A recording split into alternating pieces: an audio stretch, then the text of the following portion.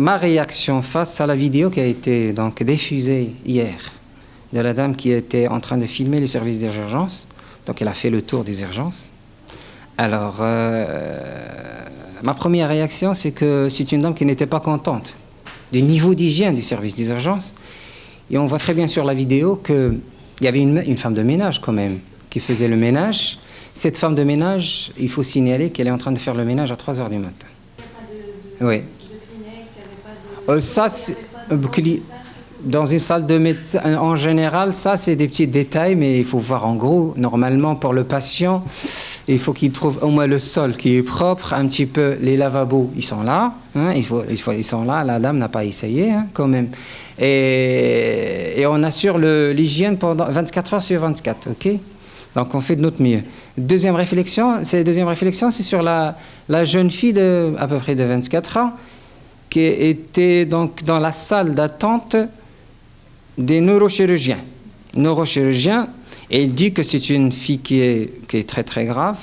Alors, premièrement, il faut savoir une chose, c'est que lorsque le patient est très grave, c'est pendant le triage qu'on le classe qui est très grave et on l'envoie à la salle de déchocage parce qu'on a une salle de réanimation aux urgences. On ne va pas l'envoyer se balader ou bien voir un neurochirurgien dans une salle là où il n'y a rien, il n'y a pas d'oxygène.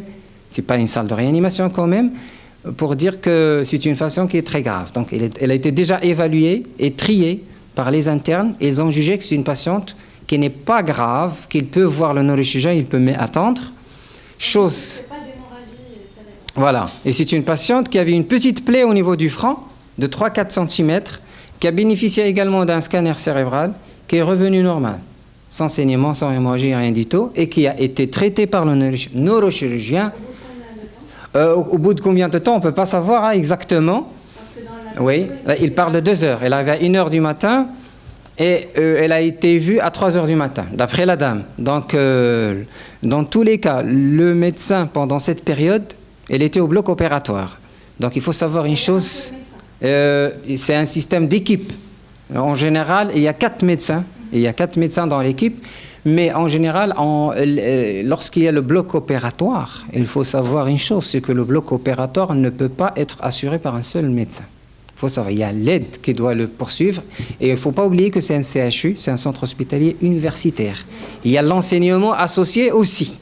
Si vous voulez qu'on passe au chiffre, hier on avait reçu 214 patients. 214 patients. OK? Toute la journée. Donc le 31/7/2018.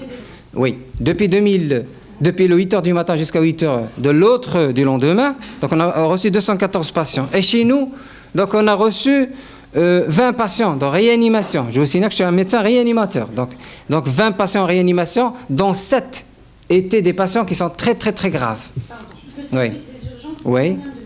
Il y a combien de médecins? À peu près 23, c'est ça? 23 minimum, hein, sans oublier les internes et les autres stagiaires.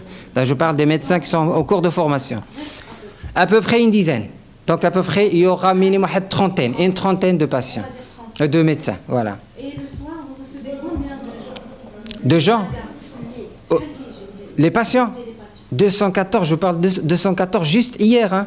Le 31 hier, il y avait 214 malades. Donc 30 médecins pour 214. Oui. 30 médecins, toutes spécialités confondues. Il faut savoir une chose, ça dépend de la spécialité. Il y a des spécialités qui sont très sollicitées, il y a des spécialités qui ne sont pas, il n'y a pas beaucoup d'urgence.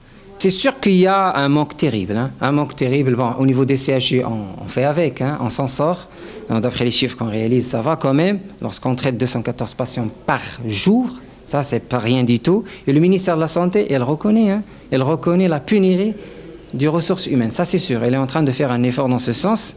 Et nous, on attend toujours. Hein. Il faut savoir que le CHU est le responsable de la grande région Casablanca-Stade. La région Casablanca-Stade, à peu près 8 millions d'habitants. Hein, 8 millions d'habitants, alors qui viennent souvent, qui sont admis initialement aux hôpitaux provinciaux, hôpitaux périphériques, hôpitaux provinciaux, hôpitaux régionaux. Et souvent, ils sont renvoyés, ils sont transférés vers le CHU de Casablanca, chez nous. Et on n'a pas le droit de les renvoyer au niveau de ces... Même s'il y a des cas qui ne sont pas vraiment très graves.